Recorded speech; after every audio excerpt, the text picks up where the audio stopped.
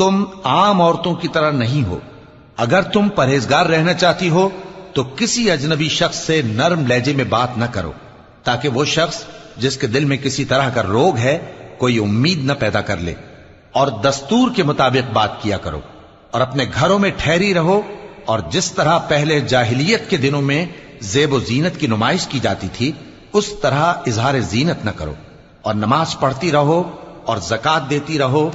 اور اللہ اور اس کے رسول کی فرما برداری کرتی رہو۔ اے پیغمبر کی گھر والیو، اللہ چاہتا ہے کہ تم سے ہر طرح کی ناپاکی دور کر دے اور تمہیں بالکل پاک صاف کر دے، اور تمہارے گھروں میں جو اللہ کی آیتیں پڑھی جاتی ہیں اور حکمت کی باتیں سنائی جاتی ہیں ان کو یاد رکھو، بے شک اللہ باریک بین ہے، باخبر ہے۔ جو لوگ اللہ کے آگے سر اطاعت خم کرنے والے ہیں، یعنی مسلمان مرد اور مسلمان عورتیں اور مومن